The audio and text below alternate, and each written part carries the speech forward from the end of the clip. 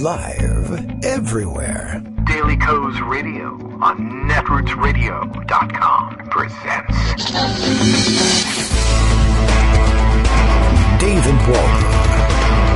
Kagro in the Morning Show.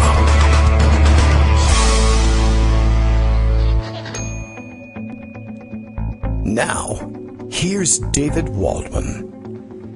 Hey, good morning, everybody. How you doing? It is Wednesday, July 24th, 2019. Time for yet another show. I don't think there's anything happening today, so it's going to be kind of slow.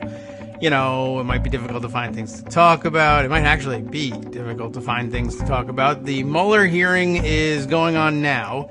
I guess because they needed to actually keep him there for 19 days or however long they're going to do this. I think they have 5 hours of questioning scheduled, I believe. So, I guess he's an early riser, and they wanted to start early. Ordinarily, these big hearings, these big events don't get scheduled until after the show is over, and we can't discuss them as they're ongoing.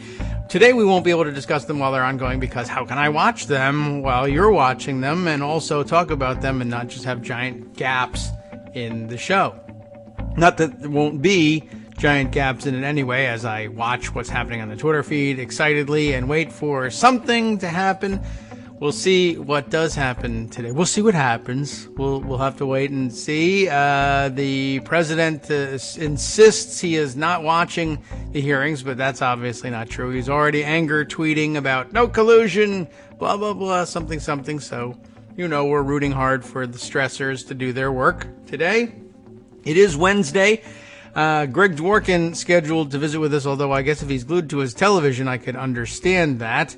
On the other hand, Joan McCarter, who may in fact also be glued to the television, won't be here today because there are too many other people glued to their televisions or their vacations or something like that. But it's one of those summer schedules where there are people out and Joan needs to be there to fill in because events are happening. So I wish everyone good fortune with what they're doing, and we'll see what we can get in today. So far, it sounds, if you are stuck at work and somehow allowed to listen to a live radio show or podcast, but not allowed to watch television, then all I can tell you is the hearings are underway. And it sounds like they're going okay so far, and that by all reports, Jerry Nadler, who opened questioning for the Democrats, stuck to a script that was helpful and informative, and basically started out by saying it did everything that the president anger tweeted today about there being no collusion, witch hunt, nothing happening here. Is that true, or did you really not conclude that there was no collusion?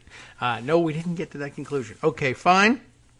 Doug Collins, I believe it is the current Foghorn Leghorn imitator, chairing things or heading up the Republican effort, not chairing, but working as ranking member of the House Judiciary Committee. And by all accounts, people are having great difficulty understanding his thick Southern accent as well. So that's kind of an interesting twist on things. And he not faring quite as well, as I understand it, with getting admissions out of Mueller, although I do see Empty Wheel has noted for us that he got at least one mistake out of Mueller in questioning him and saying, isn't it true that the president isn't implicated in any of the underlying crimes? To which Mueller answered very technically and truthfully, well, there wasn't sufficient evidence to say that he was involved in the underlying crimes. Collins says, so that would be yes. And Mueller apparently, for whatever reason, answered yes. When the answer is, in fact, no, what I just told you is the answer. There wasn't sufficient evidence to determine whether or not the president was involved in the underlying crimes. Not enough evidence to charge him, but not enough evidence to say he wasn't involved either. We just have to sit there and scratch our heads about it. Now we're forced to sit there and scratch our heads about why Mueller couldn't say, no, the answer is indeterminate. There's evidence that he may have been involved, but not enough for us to have confidence going ahead and charging him. So that's the answer. Well, we'll see whether he corrects course during the day, but I think really, well, that damage is done. You'll be stuck with that one for, well, the balance of these proceedings and the Trump presidency, so long as it might last. Greg Dworkin is here, but you probably just want to watch TV, right, Greg? I do. Okay, go ahead. It's pretty compelling. Yeah? Although Good. I have to give you Lindsey Graham's reaction. Oh. And I quote, "Wow, Robert Mueller changing the job of a prosecutor from proving somebody guilty beyond a reasonable doubt to, quote, not being able to exonerate somebody accused of a crime, end quote. Dangerous and ridiculous." Ooh, In other words, that's how it's striking people. The thing is, although I was watching the Start at 8:30 Mueller stuff on MSNBC, I turned over to Fox News, the cable Fox, to see if they were covering it, and they were. And the point I'm trying to make is this stuff is being covered live, and a lot of people are going to be hearing this for the very first time.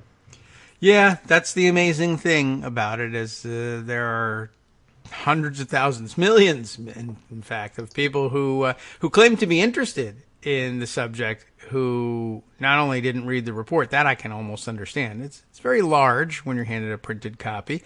Right. For example, even reading about it. We talked about this for other committees, how Doug Collins tends to try to stop everything at the very beginning. At least he didn't do that this time. He didn't challenge the committee credentials. He didn't say, well, the rules say that we have to meet at 9:02 and it's 8:30 and therefore the whole day is wrong and you can't. Usually pull stuff like that. He didn't.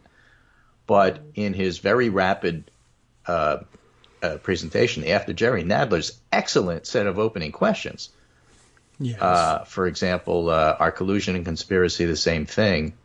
And was the president exonerated? No, he wasn't. And no, they're not the same thing. And this is why we can't do that. Collins just tried to make it sound like that Mueller doesn't know what he's doing. And that's not going to fly. So that's the part of it that I saw over the first half hour, just establishing the fact that this is a real hearing. People are watching. The words have impact. Just simply saying the same thing matters, that people can hear it rather than that they have to read it, which they're not going to do, and that all the cable networks are carrying this live and people are going to watch. And so it's all the same thing, but it's all new. Okay. Well, yeah, it'll be new for a lot of people who didn't read anything about it. And, again, just seeing a face on television in a suit and tie saying the president is actually wrong about that or something to that effect. Well, all right, it's going to have an impact. We'll see what happens probably by this afternoon, if not sooner. Yeah, now, remember, there's two separate committees. Yes. All right. So I think there's a couple of people Why? who get to ask the same question twice. Well, that's good. They'll enjoy that. Right. And it is of interest that Nadler takes the approach of saying, so what was in the report? And Collins, who is the ranking member, takes the approach of let me defend Trump and try to, obfuscate things. And that's actually pretty obvious. So we'll see how the rest of the committee members do this. This is Mueller's 89th appearance before Congress. So he's never done it before. And many of them have been with Louis Gohmert. That's true. And some, I was watching, just in preparation for this, some of the previous back and forths between Gohmert and Mueller in the past. Mm-hmm. And they're pretty funny. Okay. And Gohmert would say, well, did this report say this, that? And Mueller would just sort of shrug his shoulders and say, the report said that. And Gohmert would go off for like a tirade, and Mueller would say, well, it's not what it said. So I look forward to that kind of thing. Well, we'll probably get plenty of that. The other thing that I think was really clear that Jerry Nadler made clear right away and Mueller reaffirmed is that the Office of Legal Counsel, otherwise in D.C. speak known as OLC, Mueller made it clear, crystal clear, the OLC opinion prevented him from indicting the president, but also made clear his opinion that after he's out of office, that doesn't hold. Yes. I did see that getting circulated. I mean, that again, it's something that, well, close watchers of the case knew and say, well, of course, but I'm glad that got said out loud. But that's true. That'll be new information for a lot of people. You mean, so, people will come away with the conclusion, I think, so you didn't charge him because he's the president. But one Correct. day, if he's not the president, you could charge him. And actually, the second part is, in my view, less important than the first part. Because the first part, again, is not known to everybody. Yes. And everyone's watching, and that's what he said. Well, if he did all these things, how come he hasn't been arrested? Well, exactly. Here's the answer. Yeah. And so, again, as many people have made the point, the Republicans are trying to carefully walk a very fine line that doesn't exist, which is that we want to show that this investigation exonerated Trump, but also want to make clear that it was completely bogus. I see. Well, how do you do both at the same time? If it was bogus, then he wasn't exonerated. And if it wasn't bogus, he wasn't exonerated. So how do you figure that? Because, I mean, we could try that. Pretty much. And so their voice does get loud, and they start speaking faster. Yeah. Now, inveterate congressional watchers note that the slow, measured Robert Mueller talk is typically how he does it. Mm. And the rapid-fire Doug Collins talk is, in fact, how he does it. So that's not out of character for him. He does speak fast. And it's hard to understand what he's saying when Mueller's asking. So Mueller has to keep saying, well, can you slow down? What did you say? What do you mean? But just as a tool to convey information, Collins doesn't do as good a job as Nadler does, who just says, answer this yes or no, and Mueller says yes or no. And Collins takes most of the time asking the question, leaving very little time for an answer. Mm-hmm. Okay, well, that's a tactic too. Yeah, we'll see. I can't say about anybody else just now because it's going on, and of course I'm talking to you instead. Yeah, right. Not that I don't mind talking to you, but I just found it compelling. Yes, well, it should be. I'm sure it would be if I could watch it. I thought about it should be a national holiday today, really. It really should. Anyway, so that's going on, and I think that'll have some impact. It's not like the be-all and end-all of everything. There's some pretty decent observations that people have made, including the fact that for those people who didn't want to do an impeachment, the fact that Trump got so nervous about it should tell you that these sorts of high-profile hearings actually have a huge impact. We've gotten over reading Trump tweets every morning just because there's so many of them and they're so dumb. But this is what he said this morning. So Democrats and others can illegally fabricate a crime, try pinning it on a very innocent president, and when he fights back against this illegal and treasonous attack on our country, they call it obstruction? Wrong. Why didn't Robert Mueller investigate the investigators? Yeah. He started this morning. It was never agreed that Robert Mueller could use one of his many Democrat never-Trumper lawyers to sit next to him and help him with answers. This was specifically not agreed to, and I would never have agreed to it. The greatest witch hunt in U.S. history by far. And I'll just read 4 of them. Why didn't Robert Mueller and his band of 18 angry Democrats spend any time investigating crooked Hillary Clinton, lying and leaking Comey, Lisa Page and her psycho lover Peter S., Andy McCabe, the beautiful Orr family, Fusion GPS, and many more, including himself and Andrew W.? And why didn't the highly conflicted Robert Mueller investigate how and why crooked Hillary Clinton deleted and acid-washed 33,000 emails immediately after getting a subpoena from the United States Congress? She must have had great lawyers, foam with the mouth, and then bite the head off of the chicken. Yeah. I mean, it's amazing, and that's how he responded this morning. So I just thought he was a little agitated by this. I guess so. My pants. Oh, my God. But I'm not watching. What a loon. Yeah, right. I don't want to get the impression that this bothers me, and I'm not watching this at all. I have nothing scheduled till 4 p.m. Okay. But I'm not watching. Charging $300. Maybe I'll watch a little. Okay. Maybe I'll call into Fox during this and just sort of interrupt them. He's going to have to go in the tanning booth with the defib paddles attached. And Why is Fox News covering this? Why aren't they covering 8 hours of Benghazi hearings?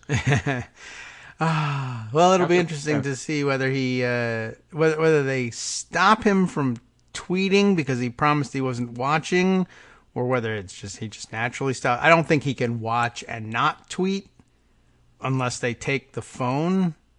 So, well, I don't know. We'll see how long. Has he tweeted for a while? Did he stop at some point? I'd have to actually check. I was thinking I may check on that myself.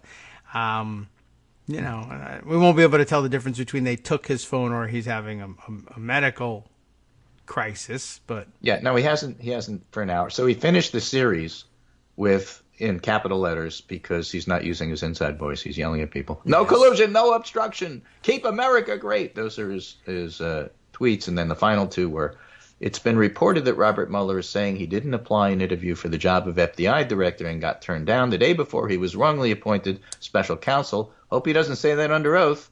We have numerous witnesses, including the Vice President of the United States. That was his last tweet, and it was an hour ago. So I have a feeling he's watching. Yes, that's probably true. Either that, or the Vice President called him and said, "I didn't witness." Or somebody took his phone. Yeah. What are you trying to get me into? Okay. Well, I don't know what else to say about that. Except I do enjoy his outrage at all the things being illegal and treasonous. It's just really amazing how much he thinks he's entitled to. Although he did make that clear yesterday. Article 2 entitled yes, he can do whatever he wants. Widely circulated video of him speaking to Turning Point USA, like the college ultra Republican wacko group. I jump off the roof and fly. Article 2 says I can do whatever I want. Yes, so he told everybody, and of course he phrases it in such Trump ways. What is he?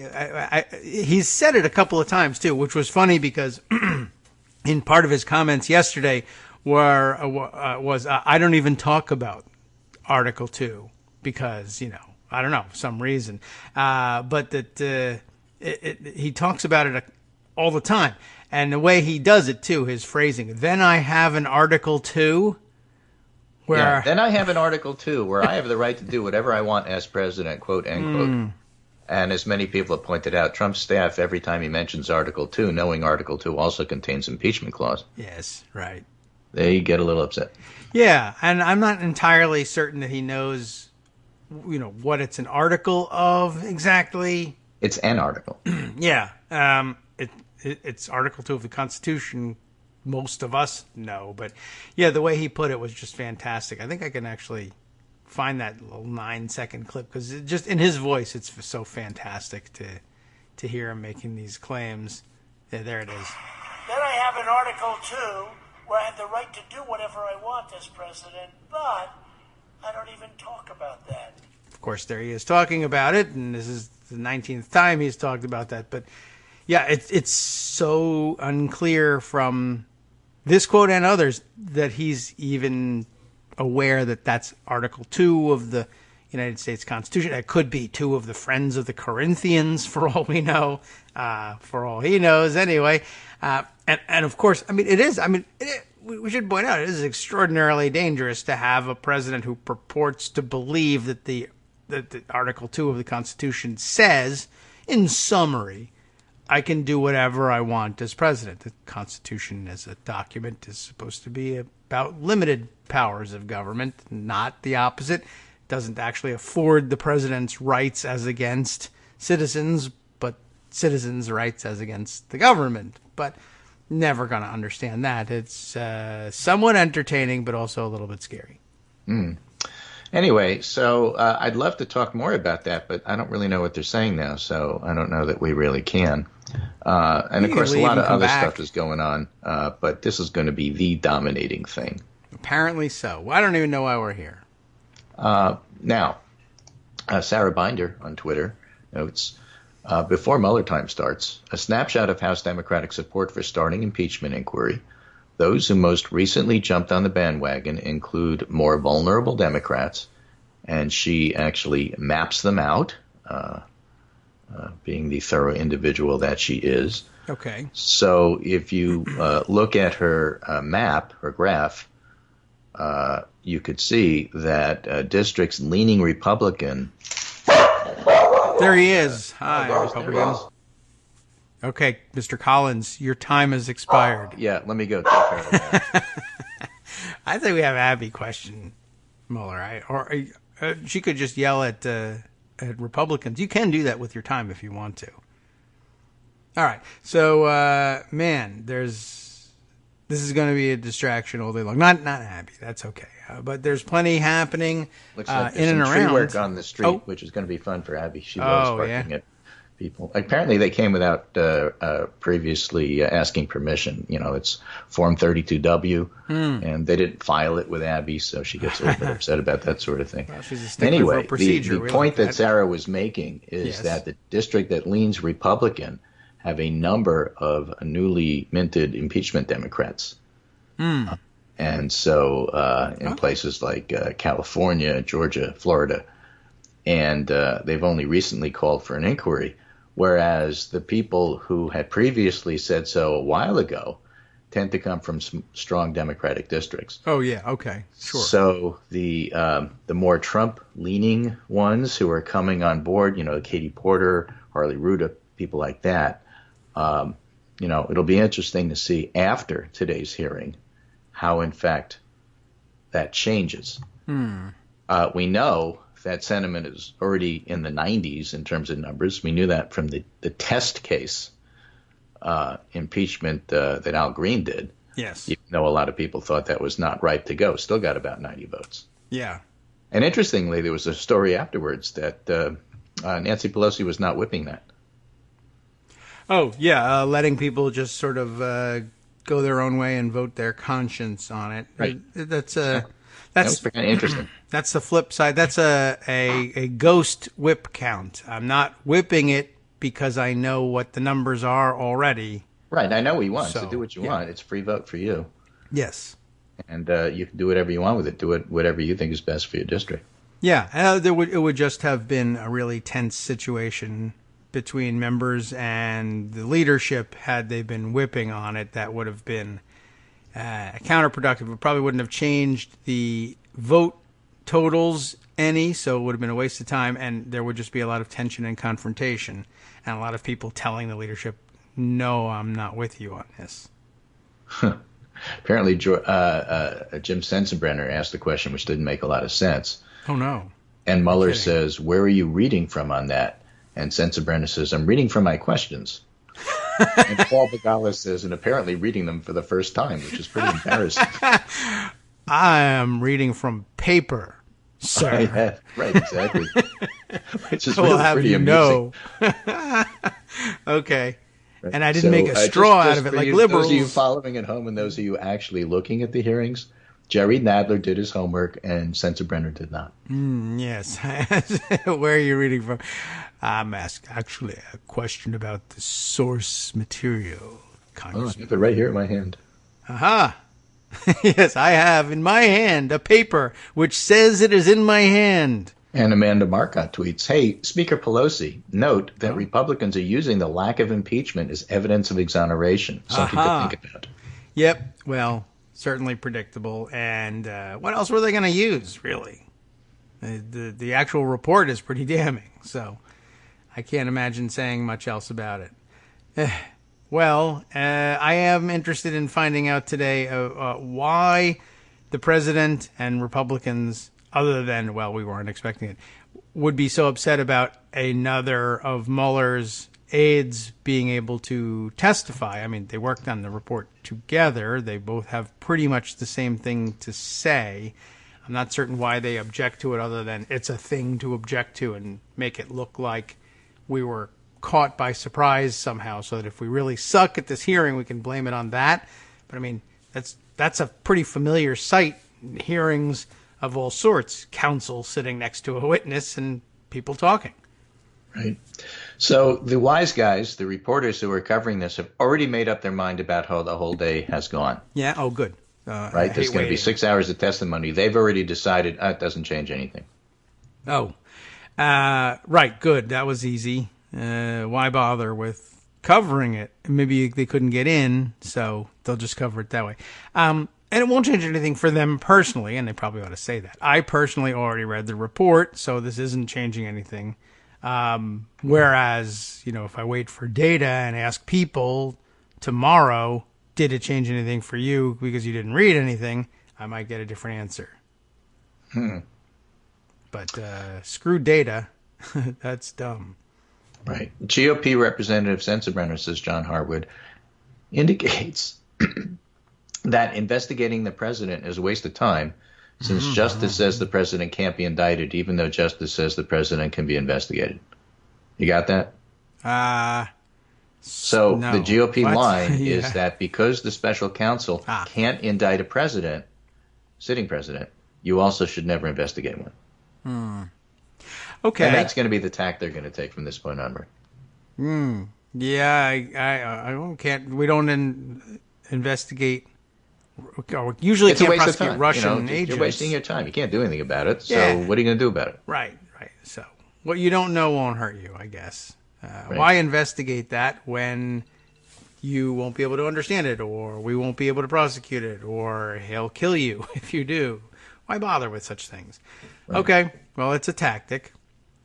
And, so we shall see. All right. We shall Break see. is coming up. In just a few seconds, we'll start our music. But I did. I have somewhere in my pocket here, apparently, we'll see how convincing it is, an explanation from John Dean as to why it would make a difference that Mueller's top aide could be on hand and that he could be the key to the whole hearing. That sounds like maybe a little hyperbole, but we can check in on that. And of course, maybe if they leave the mics on live, when they're talking. Oh yeah, right. That would be that's really all it is that his counsel will lean over and go, "This guy is such a jerk. He's lying." That could be key to the whole hearing. True, if it goes out he was hot. guilty. We'll be back in 2 minutes and figure it all out. Hi, everybody. It's me, David. Let's change things up from the old fundraising pitch for just a minute and talk instead about how you can be a part of our show. If you've got a smartphone or any other electronic recording device, why not sit down and record a segment for us? Read us an important article and give us your take. Read one of your own original essays, or even just give us your commentary on something you'd like to share that's important to you. Then send the file to me at kagrox@gmail.com, and I'll try and work it into the show. Short segments, a few minutes in length, that are easiest to fit in. And of course, I can't always guarantee that I'll be able to play everything, but if you've ever shouted at your radio or TV about something you wish was being covered, here's your chance to change that. Make the show your own. Send your submissions to me at kagrox@gmail.com.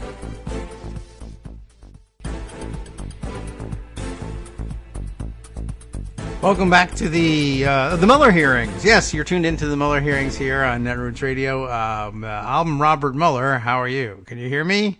Can you hear me now? Not what's going on. All right. Well, so everyone is watching that, and so this is our recording in the moment of nobody listening because they're all watching. But that's okay. Later on, when it's done, you'll hear us talking about how you weren't listening while you were watching on the podcast. Right. And I just want to mention, just so it doesn't completely get lost, the expectation is that the governor of Puerto Rico is going to resign today. At least that's what rumor has it. Yeah. Just follow the hashtag Ricky Renuncia. Ricky resign. Yeah, this is what's going on. You could tell that it was coming soon because I think about 2 days ago he announced, I'm never going to resign. I'm going to finish my term no matter what. So, okay. Well, in this day and age, that usually means that a couple days and they're out. The manager of my baseball team has my complete and utter confidence. Oh my gosh, that means he's gone in 2 days. Yeah, or even same for a cabinet secretary. Baseball managers, cabinet secretaries, it's all the same, and everybody's got the same job security. All right, let's see. What else is going on? I have other stories, of course, but maybe the best thing is to let you go watch, and then you can call again. But I don't know what your schedule's like this morning. There are other hearings going on, by the way. I did get some reminders that there's some actual important hearings that are not about Mueller or any of the subject of his report, and so some of those important hearings might get shortchanged today. And I guess that'll be the subject for the rest of the week. What else did they sneak by that was terrible while we were all watching the Mueller hearings? So let's see what else is going on here. We have election stuff. We have some really interesting stuff from Priorities USA. And, of course, it's very early, and they say things are very close. But Guy Cecil and Priorities USA has projected their 2020 map, which gives whoever the Democrat is a slight lead. Again, trying to emphasize my point that whereas Trump isn't done, nonetheless, it's hard to look at him as the favorite. He's not. We'll have to see what happens. But essentially tells us what we know. Florida, Wisconsin, Pennsylvania, and Michigan are critical to get to 270. It's one of those snake maps. Where everything on the right is blue, everything on the left in the snake is red, and then the middle of the snake is gray. And those are the states to fight over. Interestingly, on this map, and Guy Cecil explains this later, New Hampshire, Wisconsin, Michigan, Pennsylvania, Nebraska 2, and Florida are all up for grabs. And a little bit more red than that is North Carolina, Arizona, Maine, 2nd District, and Iowa.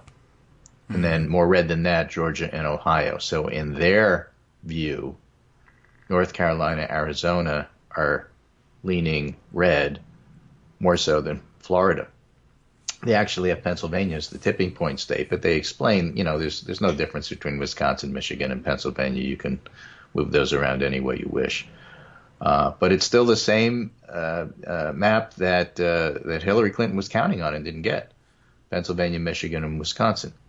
So, if you look at Morning Consult polling, for example, they have Trump's job approval like under water by 20 points in those states. It's not going to be that when it comes time to vote. But they're reasonably confident they can get to 279 electoral votes or more.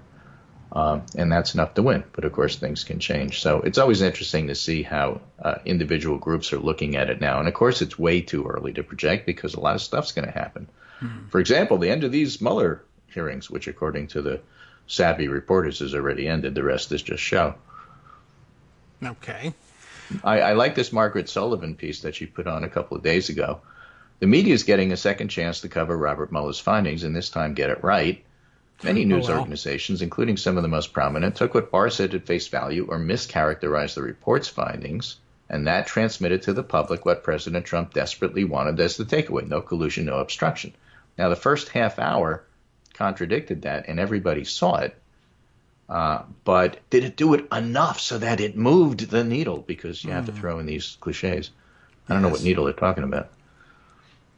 Yeah, it's difficult to know, and that's an interesting point that we have the opportunity to do this over again, and I don't know whether, did they correct themselves by saying, well, the first half hour says that the no collusion conclusion is incorrect and now we're done, or did they just repeat the mistake by saying we haven't learned anything new, and without telling anybody in the interim, we did learn in between then and now that we were wrong about how we covered the report.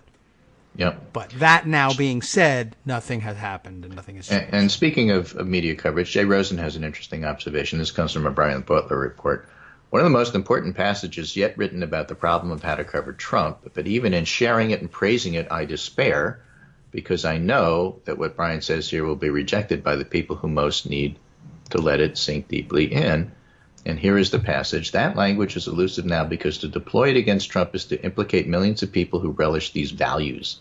To vote for him knowing the first thing about his character is to reveal a moral defect. To don his hat, chant at his rallies isn't abnormal in the slightest, but it is bad. The imperative to report what's true and the imperative to maintain studious neutrality between the parties has always created tension within media organizations. And as an example of that, by the way, I will cite Reuters, who apparently is struggling with whether or not to use the term racist, and they've decided not to. Oh, well. Whereas AP has, and the Washington Post has, and the New York Times hasn't, just to throw that out there. But until Trump, they could still leave certain moral abominations outside the sphere of respectable discourse. Trump forces reporters, editors, commentators to choose between the principle of neutrality, like NPR tries to do, and personal fidelity to the tenet that racism is unacceptable. So if Trump says racist things and they are unacceptable, you are well within your neutral corner to say, well, he's just said something racist, and now let's neutrally try to decide what kind of effect it has. Whereas if you can't deal with the fact that racism is unacceptable, then you're going to label it as that thing which Democrats call racist. Yeah. Well, I think they can get away with that because... And they can't. Yeah. I mean, they can't. And so they're struggling with it because it's just an obviously terrible position to take. And what is really weird is if you go back and look at some of the coverage about somebody, let's say, like George Wallace in the 60s, 70s, or David Duke in the 90s, they had no hesitation to say racist. I guess not. It's not like this is, standing protocol, standing precedent here. They used to do it all the time. Well, but it's Republicans now, so they're, they're comfortable with it. Well, right, yeah. There's been a couple decades of working the ref, and people like to think they're being fair. And some people's idea of fairness is when when one side says I'm being unfair, I should concede that I am unfair and do it their way. Right. Unless the other side complains, and I guess we just don't do that.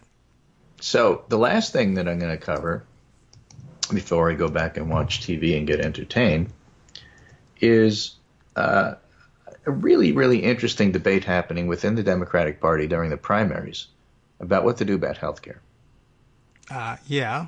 And whereas I take the position that it's not policy that's going to decide the election, it's Trump's racism and failings. He is the president. It's going to be a referendum on him. But policy matters, and if you try to institute really bad policy, it'll hurt you, whereas really good policy probably won't make any difference. Yes, that's generally how it works. Yeah, I think so.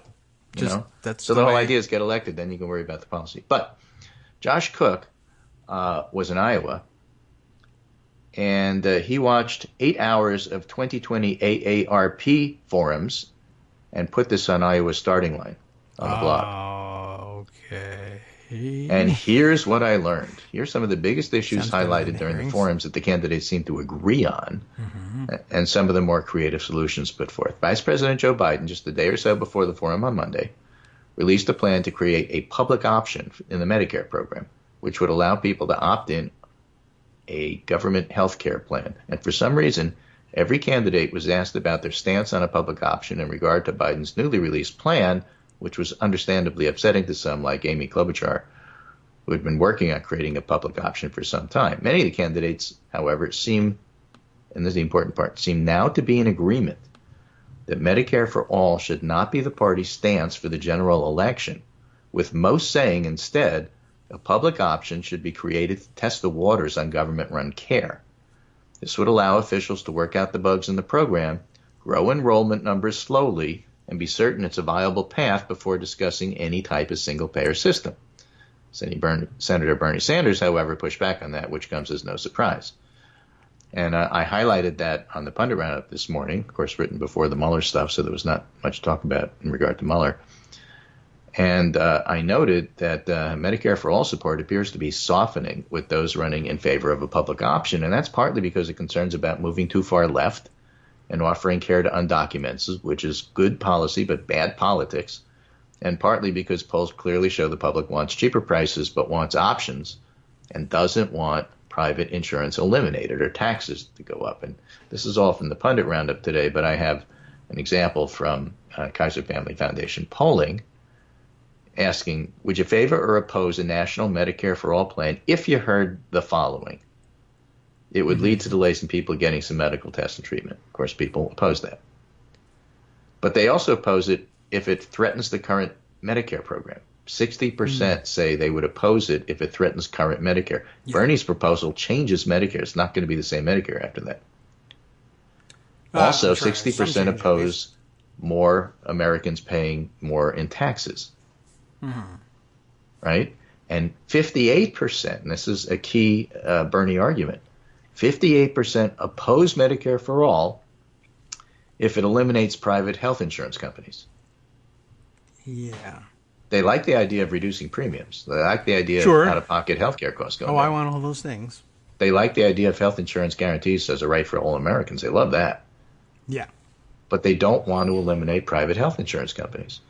And that's not the only poll that shows that sort of thing. Recently, Maris came out with good idea, bad idea on a bunch of issues. Okay. And I think that is very instructive. Let me give you Harry Enton's summary on that, which has a picture. I don't remember. All right. I think this was out since Monday, so I don't think we went over this on Monday. Worth, would you say? And here it is. Just to give you an example. Good idea or bad idea? Yeah. Background checks for gun purchases at gun shows and private sales. 89% think it's a good idea. I thought so. Right?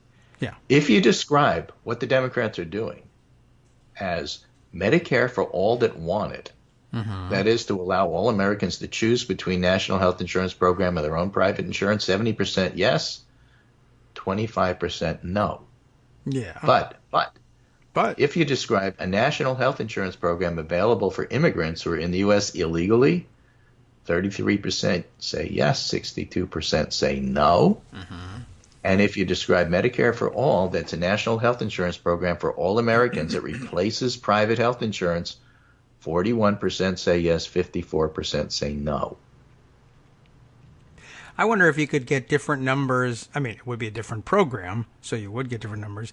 But I wonder if basically what you're saying is that we could get different numbers because it would be a better idea to say, just add the word eventually. Like, how do you feel about a Medicare for everybody who wants it program if it eventually led to the point where everybody decided, I don't like any other kind of insurance, I want the Medicare? Well, you could even take that question and add after you're dead. I guess too. You get a completely different answer, but that's dead. Not what people are going to be voting on. Yeah, right. Well, but this has come up in a number of conversations, and it's important because I can't understand why. If you are arguing that the way you win is to change the question, then you're losing. I guess so. Except that I acknowledge that if you change the question, the way I proposed, you're changing the policy. So that's that part would be of it. all right. But look, this is my way of remarking. I don't know how we got to this. You guys are trying to do this, and it's not popular, and they're going to run 100 ads on that. Yes, although they will likely run that ad regardless of what you're proposing. Well, it will make a difference if you, in fact, are proposing. Yeah, I mean right. So the fact of the matter is, all of except for Bernie. Yeah. All of the people running have kind of sort of realized that, and they're kind of backing off. They're raising their hand to say, I want to get rid of private insurance, which was a really stupid thing to do, which we said at the time. I'm looking at you, Kamala Harris. You shouldn't have done that. And Biden shouldn't have done it. And none of the people should have done that, unless Bernie really believes that, which he does, so it's okay for him to do. He's being consistent. Yes. But it's just not a good position. And so when people talk about Democrats running too far left, and they're going to say that no matter what you do, there are two specific issues, immigration and health care, which the public actually does see as too far left. They really do.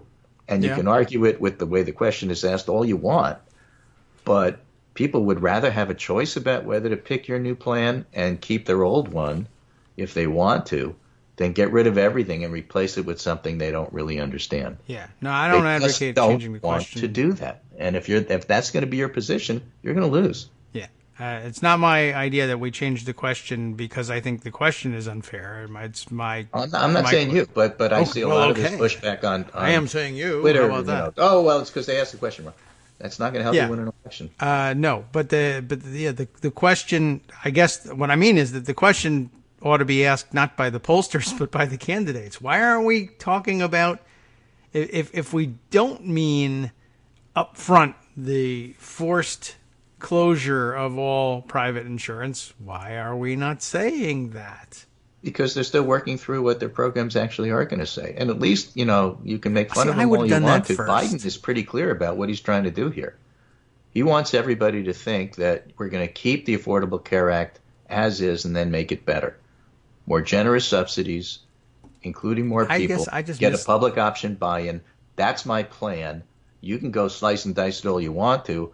I'm not getting rid of everything and getting rid of Medicare as we know it the way Bernie is. Yeah. That's his position. I feel like I missed the step where that wasn't everybody else's position. I missed that happening. I knew Bernie was there. I knew there would probably be somebody else. Well, some people signed on for Medicare for All, but also Medicare for America, but also other things. Yeah. People are working through this. That's why I'm not so concerned about how it's going to be portrayed a year from now. I'm simply saying that if you think that support for Medicare for All is building, actually, I'm saying the opposite. It's actually getting soft.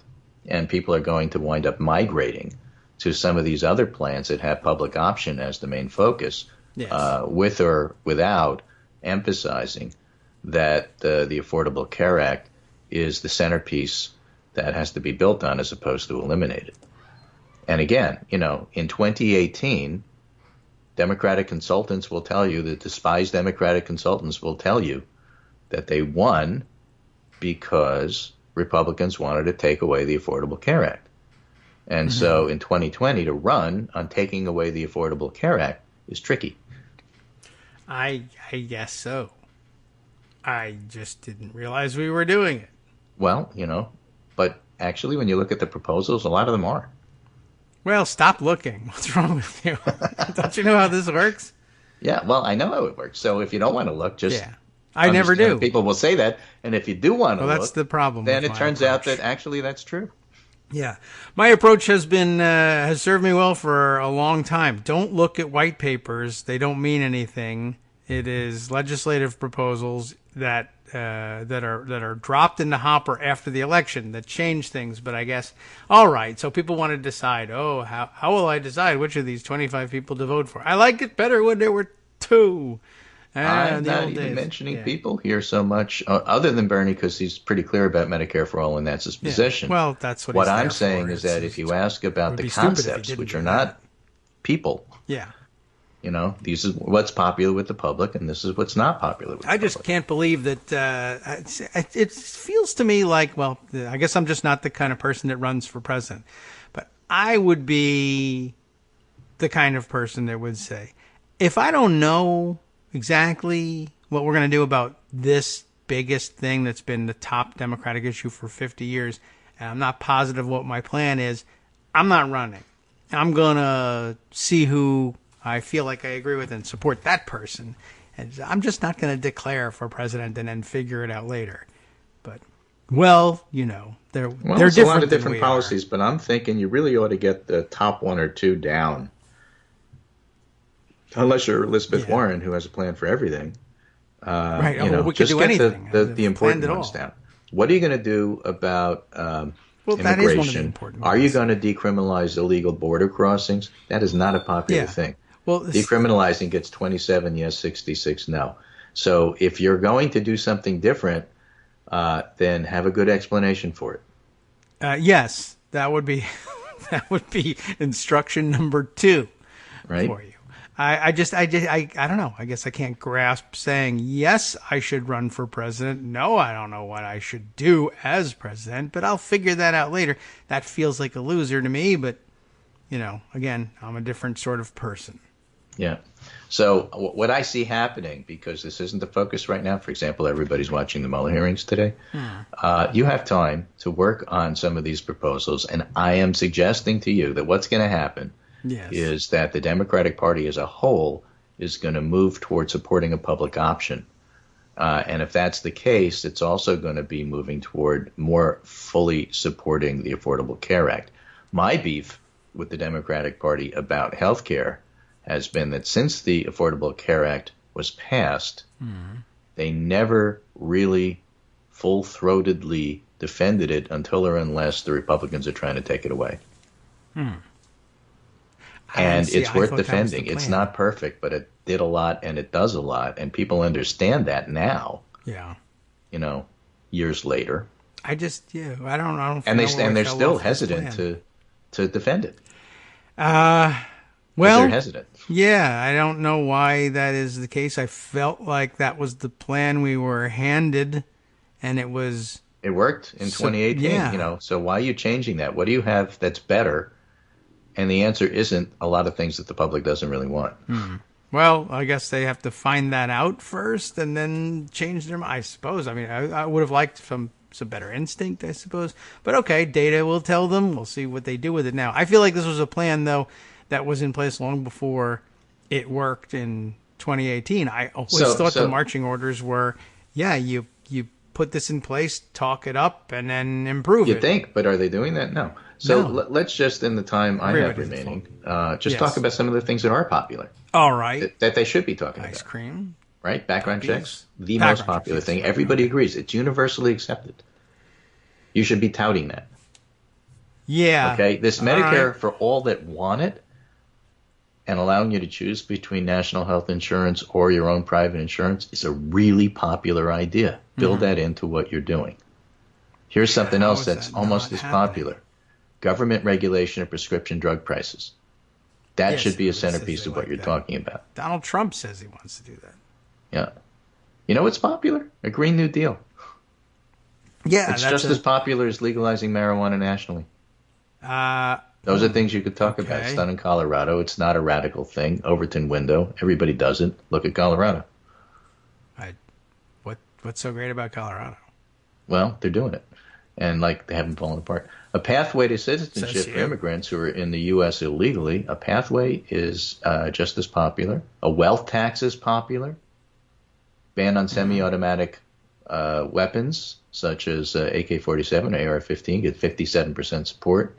National minimum wage, $15 an hour. A lot of the campaigns should do that when they pay their own people. 56% popular. Okay. And then you start getting into the iffy things. Now, having the U.S. rejoin the Paris Climate Agreement is 53% popular. Only 31% oppose it. So even though you have a bare majority, actually, there isn't that much opposition to it. You start getting opposition when you look at things like free college tuition, 53-43. Carbon tax, 50-44. Green New Deal is more popular than a carbon tax because it's got the word tax in it. Yes, right. If it was the Green New tax, it wouldn't be popular. Right. Okay, that's a bad idea. Right? Repealing Obamacare, 44% yes, 51% no. So therefore, don't repeal it. Yeah, right. Well, okay, I mean... This consultancy is going to cost you millions of dollars. Well, so far that one is working. Yeah. Get rid of the Electoral College, 42 yes, 50 no. 42 yes, really? Yeah. Okay. Abolishing the death penalty, 36 yes, 58 no. It's like impeachment. It's not like everybody knows this is the right thing to do. Actually, when you look at the numbers, well, that one is. Get rid of the Electoral College. It's terrible. Well, most of the country says don't do that. I wonder what if that's going to be the centerpiece of what you run at, you might as well I doubt that's run ongoing metric, and we know how well that worked. You should do that. That's also the right thing. Ask Lincoln Chafee. Yeah. I'm surprised. Well, I mean, I don't think I'd be surprised if anybody, maybe Marianne Williamson could write on that as the centerpiece. But hey, Andrew Yang, speaking of which, universal basic income. They're 26% good, 66% bad. That's I don't think he's winning. No, I expect that. Although that I think I just think people just can't. But I get that, and when you just say free college tuition, those are things that people are just pre-programmed to think. I guess, for instance, free lunch would probably poll about the same, even though everyone loves lunch. Yeah, free lunch, $1. Yeah. I like that. Anyway, it gives you an idea where the public is at, and sure, leaders lead, but at the same time, you can't really go in a direction that the public doesn't want to go and then expect to win elections. So bottom line is, when you're talking about the current campaign, if the general sentiment is, and this is where the never-Trumpers are right, Trump is awful, just have somebody who is decent and the Democrats will win, is probably true. You don't have to pay attention to their opinion of what's decent. The concept is valid. And so when you do step back and look and say, okay, where's the public at on this? What does the public want? The public tends to be no radical shock change. And if your theory of the case, theory of the election, is people want an incredibly radical shakeup after Trump, the data doesn't show that. I was told it would hasten the revolution. Susan Sarandon is not running, thank goodness. Oh. Somebody have a pen I need to scratch out. Oh, by the way, one of the more fun things, not so much Marianne Williamson, but Tulsi Gabbard. Yes. All sorts of speculation that she's almost guaranteed to run third party and then endorse Trump. Okay. I don't know why, but that's what people are saying. Yeah, I guess they think she's nuts. I guess so. She's like a member of Congress and everything. Yeah.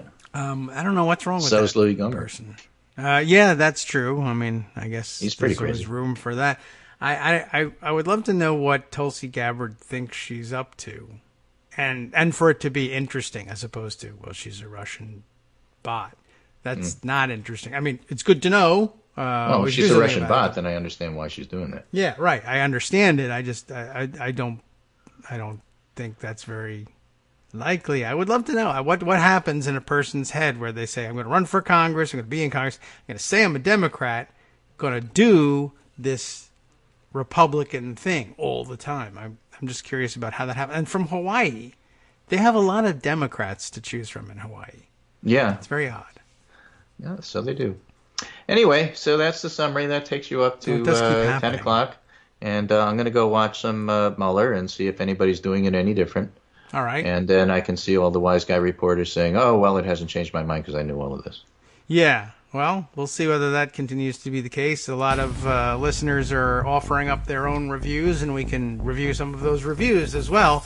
Yeah, they've seen it. We haven't, so that'd be a very good thing. This is a good chance for everybody at home who is half listening to play producer. Give us your reviews that we can share on the air and show how smart you are. I would love to do that. Right. Okay, thanks, Greg. Okay, you go do what you really wanted to do now. All right, I'll let you go. Thanks again, and we'll talk to you tomorrow. I want to talk to you tomorrow. I really do. Great. We'll let it happen. Welcome back now to the Kagro in the Morning Show here on Roots Radio. Wow, we've got more. Let's see. What's some of the reviews are coming in. I will note for the record that from near the beginning, our good Twitter friend Darwin Darko has reviewed things this way, actually saying, wow, Democrats are bad at this, like really bad. Talk about bringing a pillow to a grenade fight.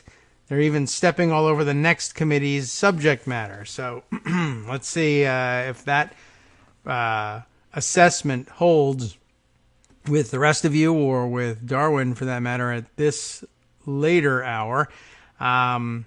There's a few other observations. And Greg has sent me the tweets of Mark Caputo here, who I guess was fairly impressed at how things were going. He's a Politico reporter, saying, OMG, the actual OMG tweet. Am I witnessing a congressional hearing? There are actual concise questions being asked by Nadler, anyway, instead of rambling speeches. Maybe members should always practice their questions before congressional hearings so that they're not congressional talkings, as is so frequently the case. And a further Mark Caputo observation also included here in Greg's mini roundup of these things as Gohmert gets mad. Yeah, about 10 minutes ago, I guess, Louis Gohmert's time in the hot seat, not in the hot seat, but on the dais began, and I did see a lot of people tweeting, oh boy, hold on, here comes Louis Gohmert. But so far, I haven't seen anybody lighting anything on fire over what he's had to say. But as Gohmert gets mad with a speechifying and convoluted question, he runs out of time, and Mueller gives this as his only reply: "I take your question." I don't know what that's supposed. I take your question to mean something. I drink your milkshake. Both. I'm not certain what that was supposed to mean. But okay, that's Mark Caputo's take on things. Let me see if we can't scan and get up to date on things. I opened up Empty Wheel's Twitter feed just to try and sort of follow along. I note that everybody was entertained by Steve Chabot's, this is interesting. I'm still not 100% certain how he pronounced his name, but everyone was entertained by his inability to decide on a pronunciation for the name of the Russian lawyer who met with everybody in Trump Tower, Natalia, who we've called Veselnitskaya. But apparently he has given her name a couple different pronunciations every time he's mentioned it. That's a good strategy. One of them might be right, so I can't fault him entirely for trying that scattershot approach. I did mention to you that there were other hearings going on, so by way of informing you about something that I do have news about as opposed to that which I do not have news about, I have Audible Video's tweet hint for us. Kurt sends us this information that there are C8 PFAS, do they say PFAS by any chance? So C8 PFAS chemical hearings also going on Wednesday, as if there wasn't enough for our show today. He sends along a tweet thread for us to explain what this is all about, something that he gathered up through the Tweet Threader app. Let me open it up and share it with you. The author here is Mariah Blake. Does she say Mariah because there's an H on the end? It makes me think of Mariah as opposed to Maria, but okay.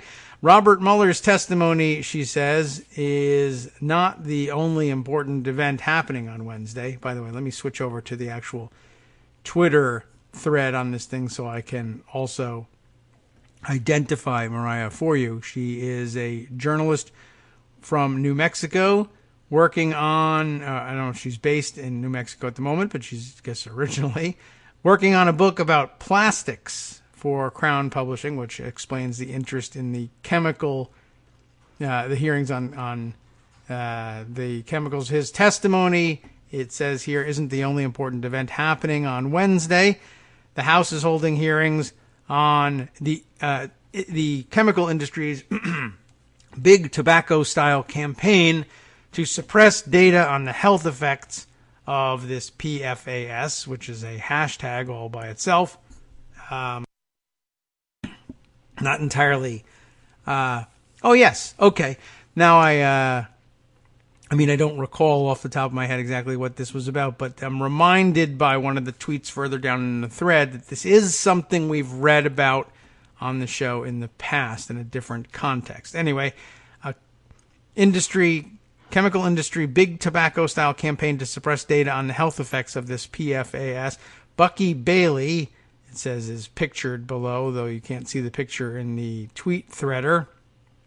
You can see the picture if you read the thread on Twitter itself, and you can see what's going on here. Bucky Bailey, pictured below, is the first witness. Bucky is not the only American touched by PFAS. If he was, I guess it wouldn't be the subject of a hearing. But more than 99% of us have PFAS chemicals, which are linked to cancer, thyroid disease, immune suppression, reduced penis size. We really have to go there. If it happens, it happens. Probably reduces the size of a lot of things, but that'll catch a lot of attention. Low birth weight, etc., in our blood. Also, some of these health effects occur at general population levels of exposure. But Bucky's story is particularly illuminating when it comes to certain chemical giants' willingness to put profits above the well-being of ordinary people. Bucky's mother, Sue, worked, and this is where it rings the bell now, worked at a DuPont plant in West Virginia, which manufactures Teflon. Now we remember this, yes, using PFOA, which is part of the PFAS family.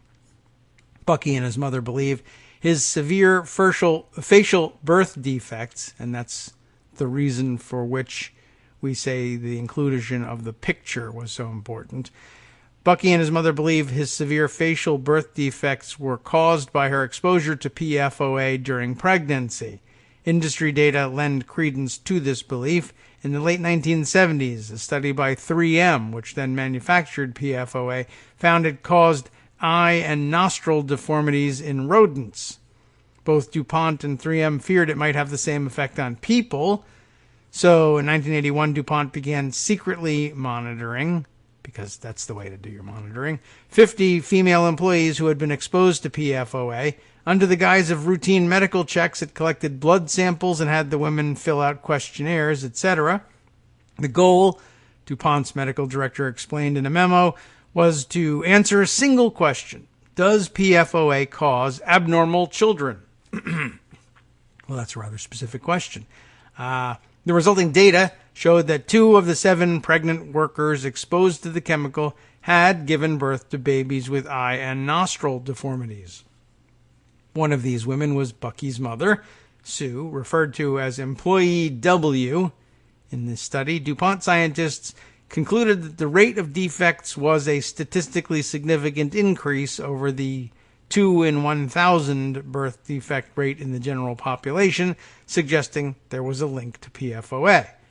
But rather than informing regulators or employees that a chemical in its most profitable product might cause birth defects, DuPont quietly abandoned the pregnancy study and continued exposing pregnant women to PFOA.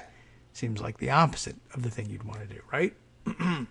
This was part of a pattern of obfuscation. By the time DuPont conducted the pregnancy study, DuPont and 3M had known for years that PFOA and its cousins were toxic, that they didn't break down in the environment, hence the name Forever Chemicals, which is itself a hashtag, that they were polluting human blood, even in remote rural China.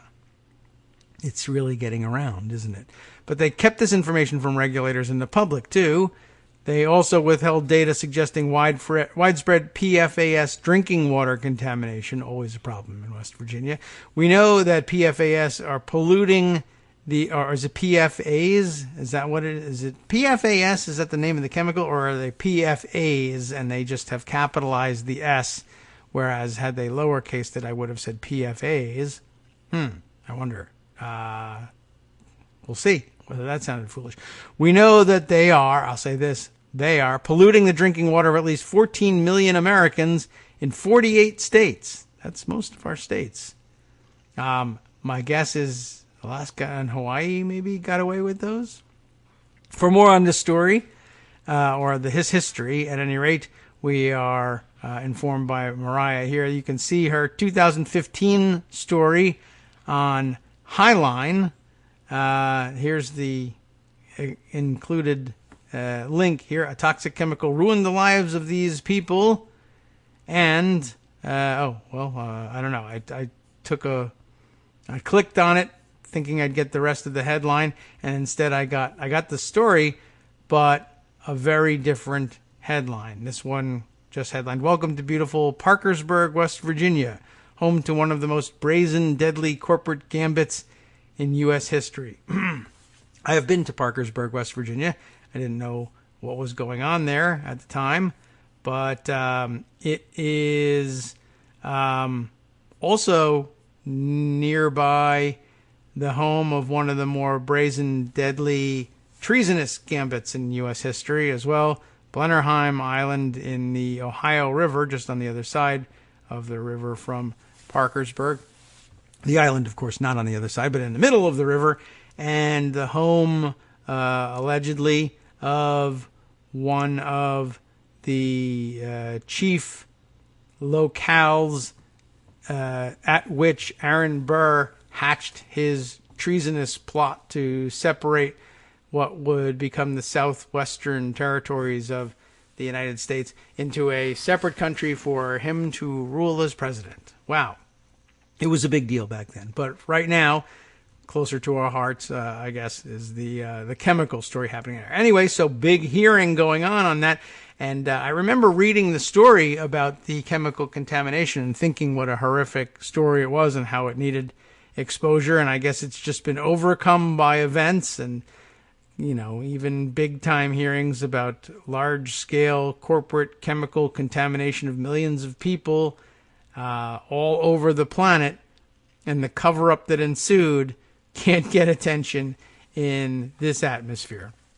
Although, quite honestly, it's the sort of thing that registers as outrage with most of us, but yeah, it doesn't get attention in most atmospheres, to be quite honest. So That's a sad commentary on where we are as a country. All right.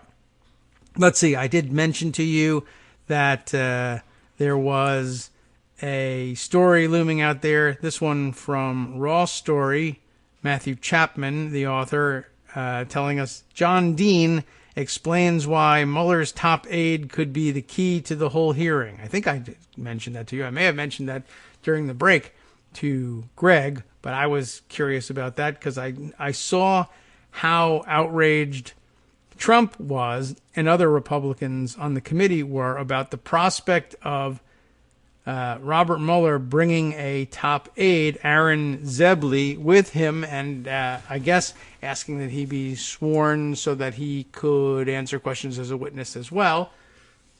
And I understand that Republicans are just latching on to anything they can in order to try to undermine the authority of the hearings and do any damage that they can to Mueller, but I've never, I didn't understand, like, what's the objection? You very frequently see lawyers sitting beside witnesses and sometimes answering questions themselves in high-profile congressional hearings. What makes this different?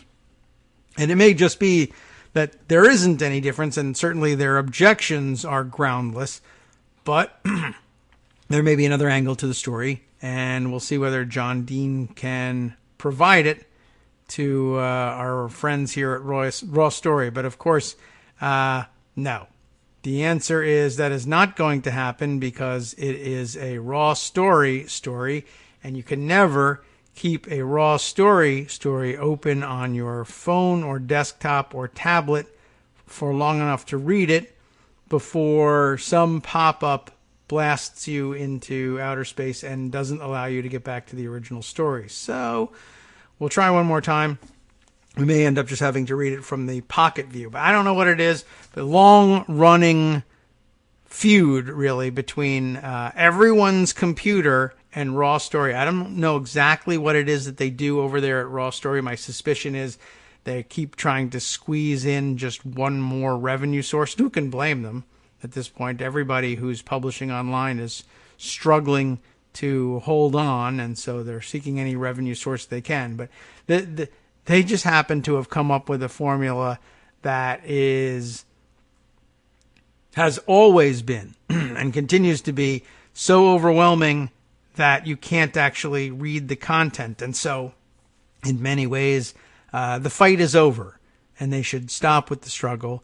The worry that a lack of revenue will shut you down and keep America and readers around the world from enjoying your quality content has already been lost. It's just lost in an unexpected way. You include so many revenue-generating ads that people can't read your content already, so you might as well go down with clean content if you're actually interested in delivering. Anyway, one more try at what Matthew Chapman has to say here. On Tuesday, former Nixon White House counsel John Dean explained to CNN's Aaron Burnett why ex-special counsel Robert Mueller's decision to bring in his top aide, Aaron Zebley, could be highly consequential in his upcoming hearing with the House Intelligence and Judiciary Committees, and how House Democrats could take advantage of it to get more information on the Russia investigation. So here's the exchange here. So, John, you've got Aaron Zebley sitting next to Bob Mueller, said Burnett. That was this last-minute request, right? He was the deputy special counsel. He ran the day-to-day oversight of the Russia investigation. Now we understand that he won't be allowed to be sworn in by the Judiciary Committee, but the Intelligence Committee will allow him in, according to Chairman Schiff, to answer technical questions. Why do you think Mueller wants him there? Is it to elaborate and give more information, or is it to sort of have a foil, a shield from questions that he would prefer not to answer himself? And Dean begins, it's hard to speculate on precisely what he's got in mind. He may feel more comfortable with somebody who was much more granular in building the report than he was. He was sort of a big picture guy, and then probably made corrections, but he didn't work up the report in the same kind of detail that his chief aide did, and can probably, even whisper in his ear to refresh his recollection. And I think if the committee is shrewd, notwithstanding the fact he is not there as a witness, Democrats could certainly ask him a question, said Dean. There is no rule that prohibits that, so we'll see how that plays out. Is that the entirety of it? Okay, so again, maybe best off not having bothered with that one. But I had a feeling that, we might not necessarily get to the bottom of a real theory about what he was doing there, other than the one we had, which is he helped him write the report, and he might be able to help Mueller formulate answers that are most accurate to the questions he faces from the committee, just as counsel does in almost every similar situation. Greg sends us a few more items for our review here. Let's see. Greg Sargent among them here. This headline, says Greg Sargent, like many others we've seen, completely demolishes the savvy, world-weary, knowing pose we're seeing from so many on Twitter today. The news organizations are getting it right on the big news of the day, despite the efforts to downplay it. This is a headline from Reuters, which says, in dramatic testimony, Mueller says he did not exonerate Trump. So it's a good headline, and I guess of the sort that we were hoping to get. So good news in that respect.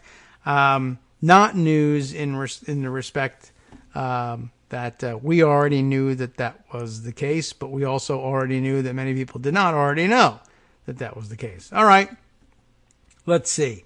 Other items of interest floating around today that perhaps deserves some discussion. Let's see.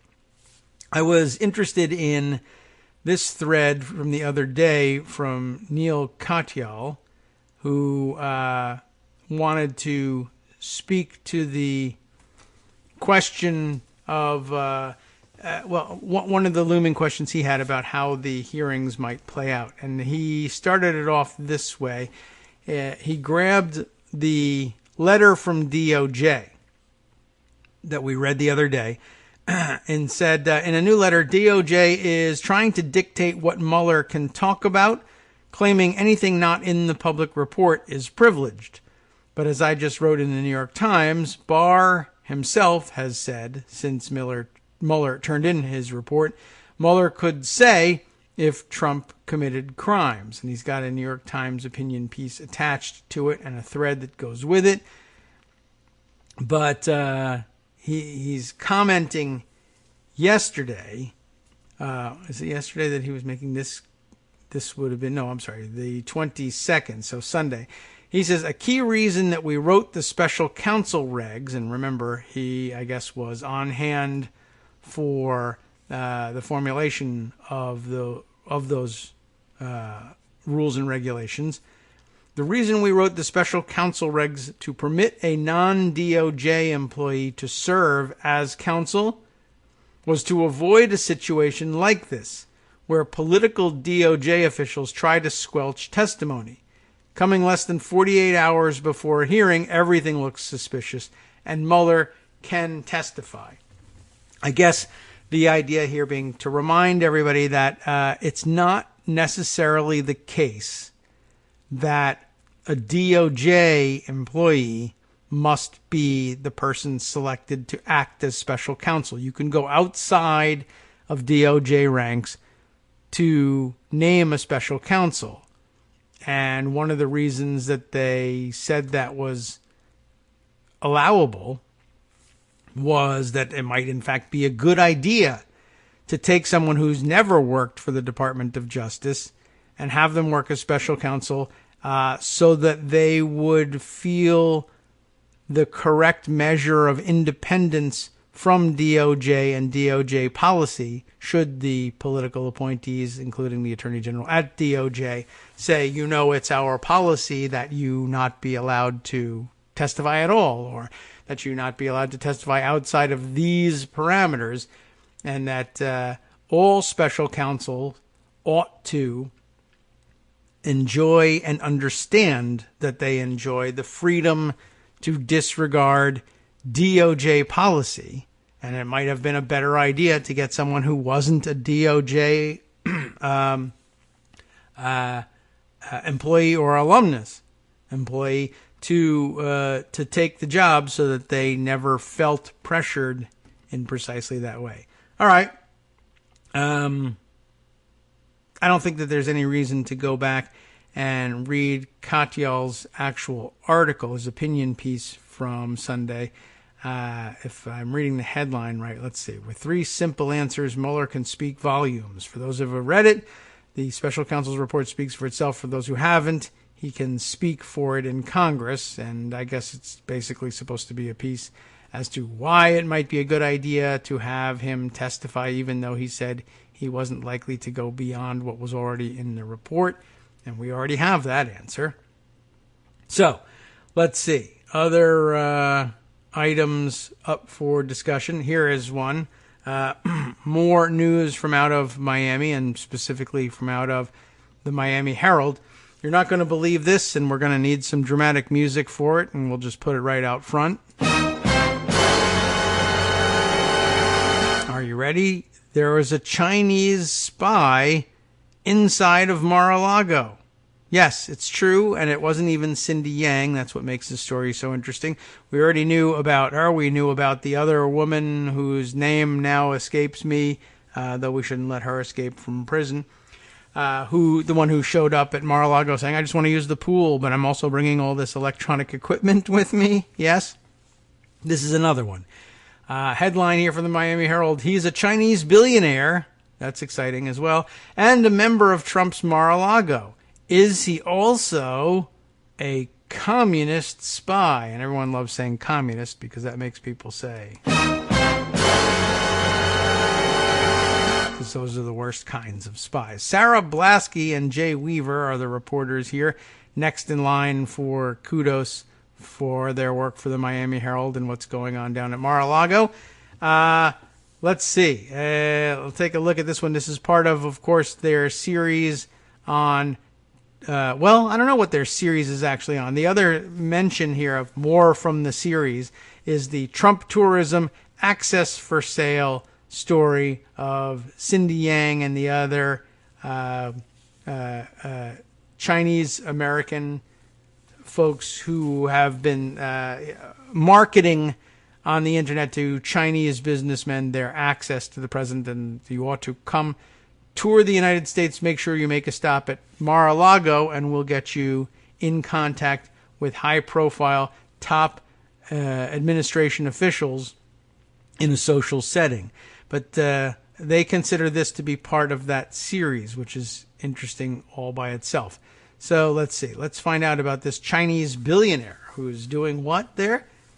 A high-profile Chinese fugitive who belongs to President Donald Trump's exclusive South Florida club, Mar-a-Lago, and has railed against China's communist government, is accused of being a spy for that very regime, according to new documents filed in a federal court case in New York, because that's where you file all the cases about spying in Miami on behalf of China. So I guess that's it. A very clever ruse. He's railing against China's communist government so that we would not believe that he could possibly be working for that government. Wow. They got us on that one. So, let's see. I feel like we've heard similar stories before. I don't know whether we've... is this the same Chinese fugitive that we've mentioned before? I'll have to check our archives. Chinese billionaire Guo Wengui. I'm not certain how you would attempt to pronounce this in English version of Chinese. Guo, G-U-O, Wengui, W-E-N-G-U-I. Luckily, he also goes by Miles Kwok, because why not? That's somewhat easier.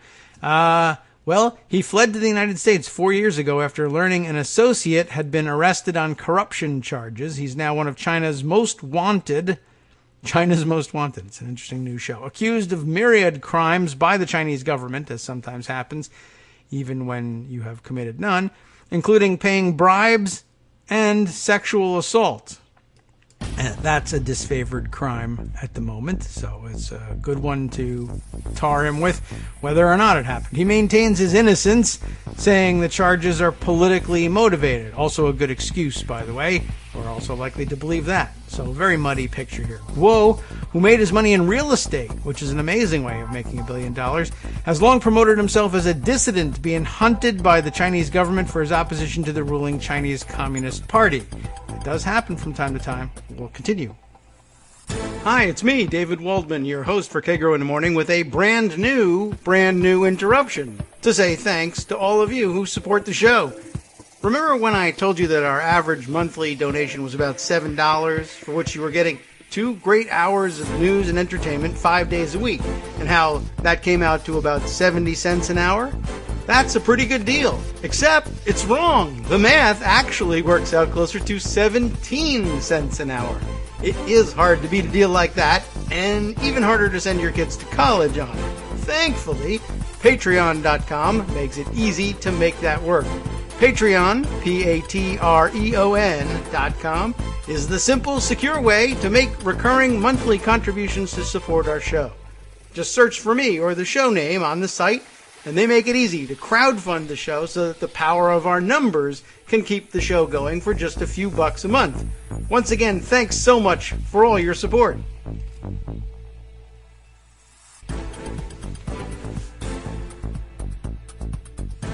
Welcome back now to the Kagro in the Morning Show here on Netroots Radio.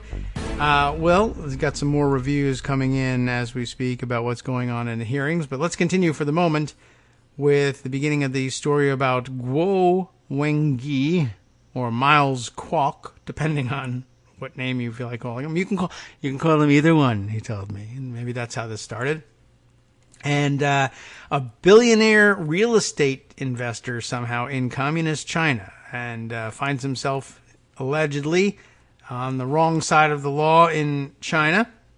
He is currently seeking political asylum in the United States, where he reportedly avoided deportation by the Trump administration after the president learned Guo was a member of Mar-a-Lago. I mean, quite frankly, you could impeach him just for that alone, really. Can I just repeat that? He's seeking political asylum in the United States, which is so totally disfavored by this current government that they are separating families and locking people of all ages up in concentration camps, but not if you are a billionaire member of Mar-a-Lago.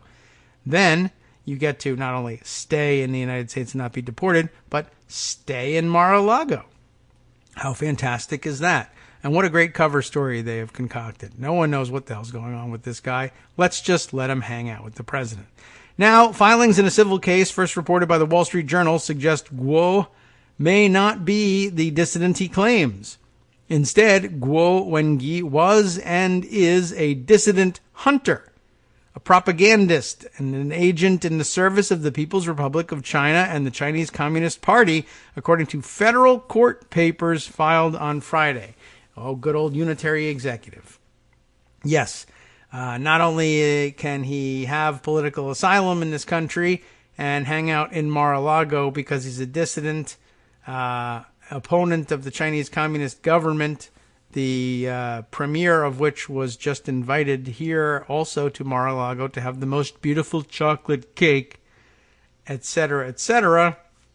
That would have been interesting, right? If you have the Chinese government officials in Mar-a-Lago, and in walks this guy who claims to be a dissident fugitive from justice in China, but also that the federal government, which is, sort of also represented by Donald Trump, who is hanging out at Mar-a-Lago, says, no, he's actually a Chinese spy, and he's here on the job hunting down actual dissidents who have fled China and are seeking asylum in the United States in order to what? Recapture them, kill them, monitor their activities? We don't know what.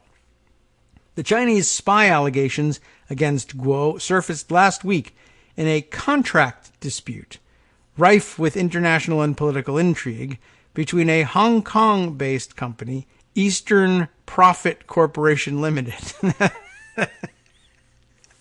Well, it's honest. I mean, I think, unless they're not making a profit, but it's, I think I'll adopt that naming convention for my new business. Profit Incorporated. It's either, I don't know what to make of that. That's either like, well, we don't know very many English words, or we do know plenty of English words. That's just honest and straightforward. We just don't understand American custom for hiding the ball in calling our company Profit Incorporated. But, wow, I'd love to know what's at the bottom of that one. Anyway, Eastern Profit Corporation Limited and an Arlington, Virginia research firm, Strategic Vision US, LLC. That's more conventional name, I think. Guo denied the allegations through his attorney, saying the claim, quote, utterly lacks credibility. That sounds like pretty good English. This lawsuit is about a contract between Eastern Profit and Strategic. Strategic is now abusing the litigation privilege to slander Mr. Guo, wrote Guo's attorney, Daniel Podhaski, who presumably has pretty good English skills, in response to the Miami Herald. He claimed the slander was retaliation after Strategic's counterclaim was dismissed. Podhaski pointed to Guo's frozen assets in China as proof that he is not working with the Communist Party. Of course, I now assume that we'll be pointing to those saying that's just cover for the fact that he actually is. Because if he was a real dissident, he would have frozen assets there. And see, here they are, so he must be a real dissident. You can see how this could develop. In the lawsuit, Eastern Profit says it hired Strategic Vision last year to investigate 15 unnamed individuals after holding several meetings at Guo's ritzy apartment at the Sherry Netherland Hotel in Manhattan. Well, okay, I don't know anything about that hotel, but that just means it's above my pay grade. The research firm said it had considerable experience in the field, citing probes of the personal lives of Republican politicians, a Middle Eastern prince, and a Russian official in the opposition party. That's, I guess, the work of Strategic Vision US, LLC. But Eastern claims that Strategic Vision failed to deliver the private information on the 15 Chinese nationals operating in the United States after being paid an initial $1 million for the promised high-quality original research. That's enclosed in quotes, according to the federal suit filed last year in the Southern District of New York. And everybody trusts them, right? Anyway, so if I have it right here, we have Eastern, what do they call it? The most ridiculous name ever. Eastern Profit Corporation Limited hires Arlington, Virginia-based research firm Strategic Vision US to give them information, background and personal information on 15 Chinese nationals operating in the United States in some capacity. We will pay you $1 million to tell us all you can about these 15 Chinese people, which at least is not inconsistent with the theory that he is in fact a plant and a dissident watcher for the Chinese government, but one that didn't want to do the work himself, either because he's a lazy guy or incompetent, or as part of his cover, he needs distance from this. So, whatever. All right, let's see.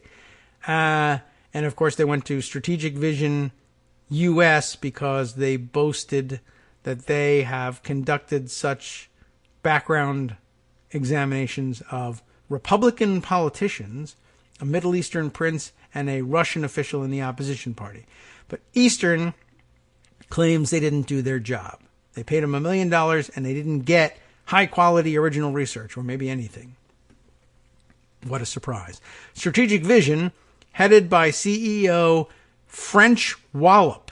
That's like an actual guy's name. And it's interesting. Oh, it's not. I'm sorry. It's a huge mistake.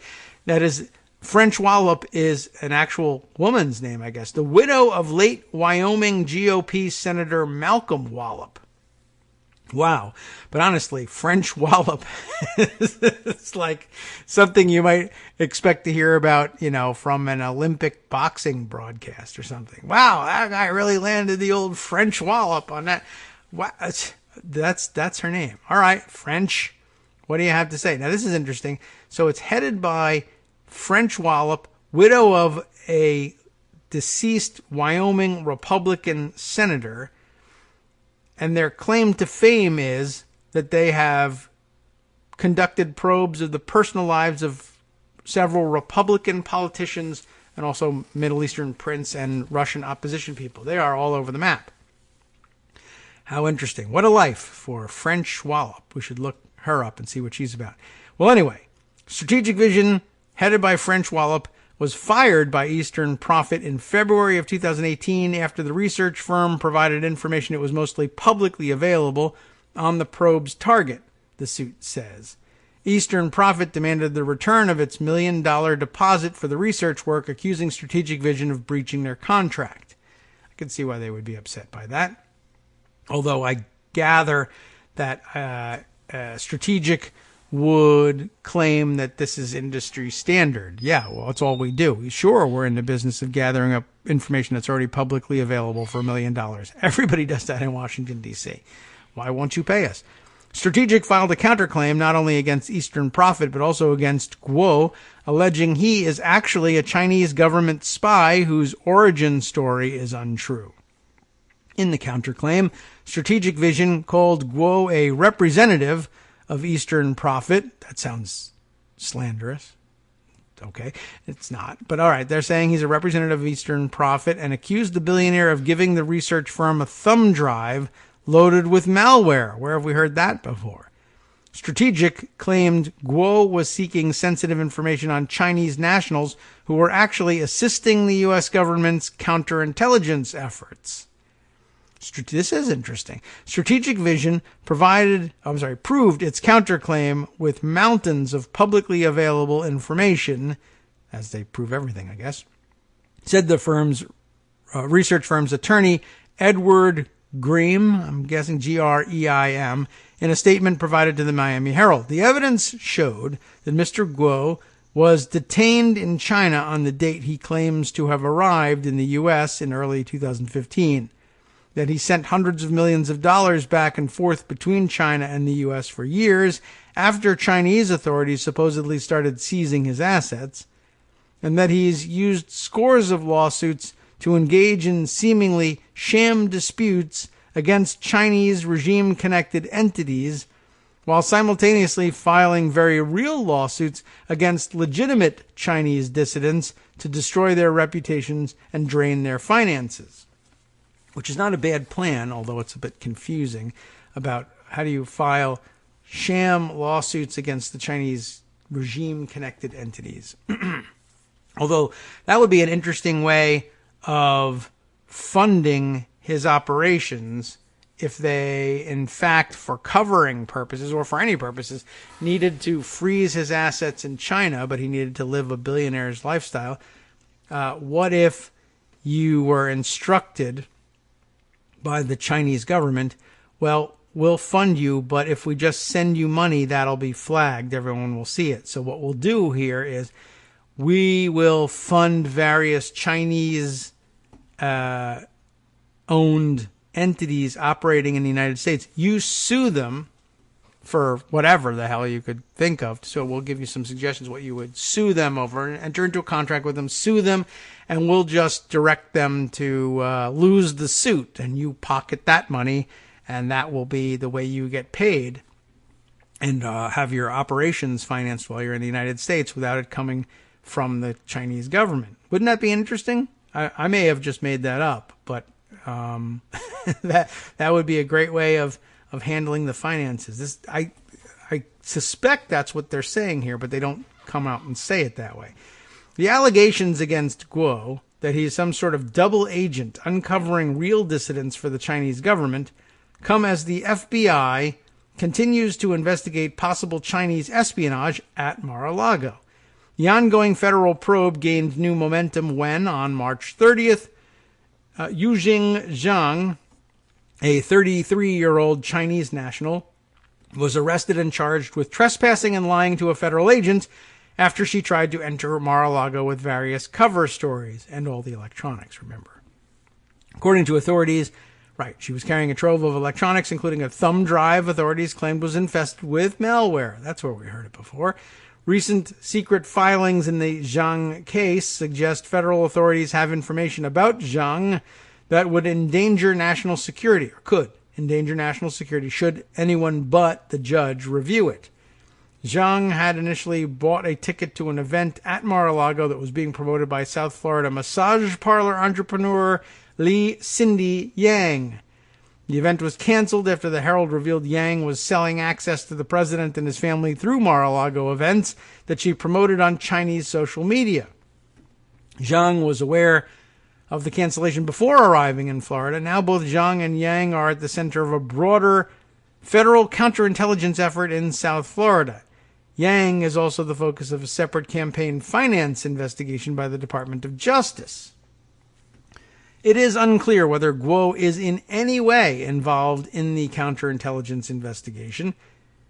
Top Senate Democrats are renewing calls for federal authorities to assess potential security risks posed by Mar-a-Lago's status as a club where $200,000 buys a membership with nearly unlimited access to the president's South Florida home. Yes, it's a major problem. It's totally not normal. I do not know the guy at all. Longtime Mar-a-Lago member George Lombardi told the Miami Herald. Why talk to George? I don't know. But I can say that the events that took place in Mar-a-Lago months ago reflect the fact that there are a few individuals that may live in the USA, but they have pledged their allegiance to other countries. Still, Lombardi said he was not worried by the news because MAGA, right? The Trump Organization, which runs Mar-a-Lago, did not immediately respond to requests for comment. Guo was photographed at Mar-a-Lago in December of 2018, walking his beloved tiny white dog around the grounds. At the time, the president's wife, Melania, and other members of the family were popping in and out of the club to attend various holiday events. President Trump was in Washington at the time due to the government shutdown. But of course, it was his plan to have been there to pop in and out of various holiday events as well. How interesting, by the way. Even all by itself, even if there's no espionage going on, how much fun is it for the Chinese government to have somebody there who brings a dog to crap on Mar-a-Lago? I mean, that's worth the price of admission all by itself. The picture of Guo, his dog, and an unidentified female companion, and we always have to give that a dramatic bit of music. We don't know how old the female companion was. So anyway, the picture was snapped by Claude Taylor, an anti-Trump activist who was driving a boat up the intercoastal waterway. Just happened to be driving his boat by. I guess that his main occupation in life is driving the boat past Mar-a-Lago as often as possible. On board Taylor's boat was a large inflatable rat with hair and a suit that made it look like Donald Trump. We were just having fun, creating mischief, Taylor told the Herald, as he blasted a classic rock song, I Fought the Law, by The Clash. Taylor saw Guo and the female companion walking the dog near the club's seawall. Did he recognize who it was, or did he say, who is that, and take a picture? While Taylor snapped photos of Guo, the billionaire started taking pictures of the boat. Man, what an operation. Taylor logged onto Mar-a-Lago's unsecured guest Wi-Fi and a while later was contacted by someone inside the club. He didn't know who it was. The contact sent one photo of Guo inside Mar-a-Lago reading a newspaper and another with Guo standing with Taylor's rat boat behind him. Taylor assumed the latter was taken by Guo's female companion. This is bizarre. He wants as many people as possible to know he is a member in good standing, Taylor remembers thinking at the time. He's a fugitive from justice, maybe, who has asylum claims, and he's using as leverage his association with Mar-a-Lago to bolster his asylum claim. And I guess here is the picture of Guo, whose back is turned, and the unidentified female companion on the grounds of Mar-a-Lago, which all by itself, really, you can just drive your boat right past the Mar-a-Lago grounds. That's a problem all by itself. Mr. Guo is the most wanted dissident worldwide by the Chinese Communist Party and has been the most outspoken and vitriolic critic since his arrival in the United States, according to Guo's attorney, Podasky. The Chinese government apparently has gone to considerable lengths to try to bring Guo back to mainland China. We'll see about that. On May 24, 2017, several Chinese officials went to Guo's home, a $67 million Manhattan penthouse, in an effort to persuade him to drop his activism and return to China, according to an audio recording of the meeting reported by the Wall Street Journal. It's dangerously close to the bone saw situation, except it was his house. The officials were traveling in the United States on visas that did not permit official business, prompting a behind-the-scenes skirmish between the FBI and the State Department on whether to arrest them as they left the country, according to the Journal. In the end, the State Department's fears of sparking an international incident won out, and the Chinese officials left the country without incident. Because no one's been tougher on China than Donald Trump. Around the same time, Republican National Committee Finance Chairman Steve Wynn, who's actually in this, a casino magnate and longtime associate of Trump's with business interests in Macau, a special administrative region of China, and by the way, he's also accused of all sorts of sexual assaults and whatever else. Anyway, he reportedly hand-delivered a letter to the president on behalf of the Chinese government. Wow. This is pretty amazing. Wynn denied the story through his lawyer when asked for comment by the Journal. Trump appeared ready to grant China's request until his aides dissuaded him by telling him that Guo was a member of Mar-a-Lago, according to the Journal. This is really amazing. So do I have this right? Did Steve Wynn deliver a letter to Trump on behalf of the Chinese government? Oh, yeah, here we are. Did we miss this part? It requested that the United States deport Guo back to China, which is also could be an interesting way of getting him back to China for a debriefing without having to pay for the airline ticket themselves. But I don't think that's really what's going on. So here's the deal. Steve Wynn who has business interests in China, or with China, in Macau, is asked to hand-deliver a letter to Trump asking that Guo be deported back to China, and Trump was ready to go along with it until somebody said that he's a member of Mar-a-Lago, and that made him change his mind. This is crazy. Michael Musson was saying, back up a second, how did Guo or his companion identify the random activist in a rat suit? Now, hold on a minute, Michael. The activist wasn't in a rat suit. It was an inflatable rat wearing a business suit. Get your facts right. I object. This whole courtroom is out of order. I don't believe this. How did Guo... This is a good question. Minus the rat and the suit. How did Guo or his companion identify the random activist on the boat and send pictures to his phone all in a short period of time? I don't know. That's bizarre. I can't figure out how that happened. Claude Taylor isn't particularly trustworthy either, to be honest. If Guo or his female companion are, in fact, international super spies, then the answer is with spy magic. They can do things. I don't really know. That's another bizarre angle on all of this. The answer to all of this is that they should all be bashed over the head with a judge's gavel and locked up in the drunk tank, and Claude Taylor included, quite honestly. This is very bizarre.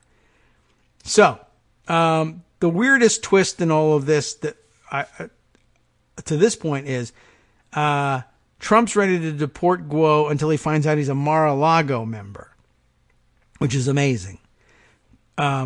If true. I don't know. I don't know I don't know whether he really is a Mar-a-Lago member. I don't know whether he changed his mind because he was a Mar-a-Lago member. I don't know if the letter, in fact, said, listen, wink, wink, we think you should deport Guo, but here's what you should do.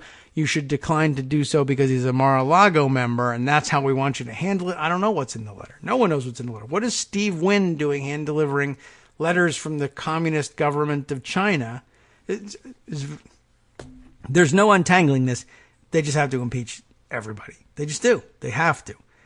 Guo is known to be, we think, it's known to be one of China's most eccentric billionaires. I think you have to be an eccentric person to be a billionaire in China, but and he has spent his life mired in controversy. Guo's official Facebook page is filled with videos of himself demonstrating his various workout routines and anti-Chinese Communist Party content, like one recent video in which he interviews former senior Trump advisor Steve Bannon on U.S.-Chinese relations over dinner. The unlikely duo, do you think that's unlikely, that duo, met while Bannon worked in the White House, of course, as Trump's chief strategist, according to Bannon, who spoke at a news conference last year when he announced he was joining Guo's effort to expose Chinese corruption around the globe. But if he's actually a Chinese spy, that's bad news, but who cares, because Bannon can do anything he wants, because LOL, YOLO, nothing matters. He still, I think, lives in a house owned by some mysterious, shadowy Egyptian figure or another, and maybe in his last house dissolved a body in acid in the hot tub there, and nobody's doing anything about it. And they continue to interview him as though he was a serious person. Michael wants to know if Guo's beloved dog is also a Chinese fugitive. All dogs are fugitive in China, quite honestly. It's illegal, I think, to be a dog. And you could end up being eaten, of course. And I don't say that because I don't know what the situation actually is. I think that it's just factual that Chinese cuisine basically involves anything. I just remember my son taking one of the comparative government courses in school, reading an article about Chinese factory workers, and that the Chinese factory workers' favorite joke about bourgeois rich people was that they were the sort of people who kept dogs as pets. That's a Chinese joke.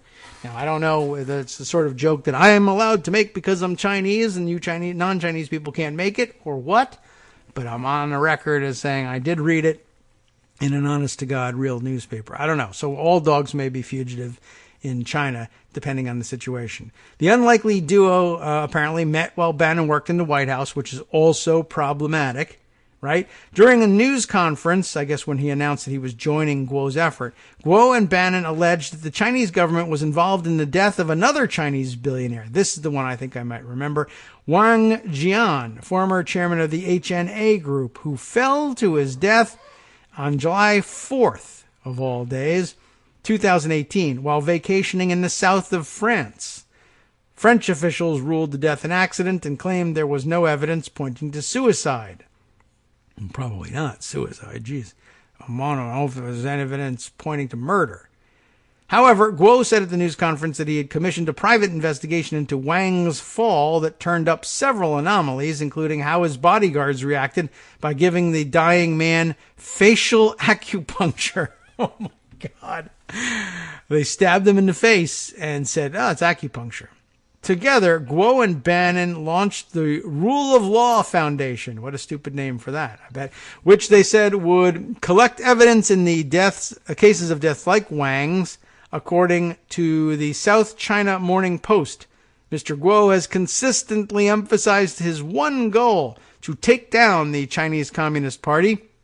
As such, he has put all of his available resources to that end to take down this murderous dictatorship and free his fellow countrymen in China, Guo's lawyer told the Herald, which is a problem for China, or Trump again, because he embraces murderous dictators wherever he can and gives them chocolate cake. So it does mean it's so far entirely consistent with what Guo said. They may in fact be a regime of murderers, and that's why Donald Trump likes them so much, but can't decide whether to send back their dissidents because they're members of Mar-a-Lago. This has not cleared anything up, except to make clear that Donald Trump is the biggest risk to our national security ever, I think, and it's amazing this is probably the highest ranking foreign operative ever to be granted a Secret Service detail, and that's not even getting around to the fact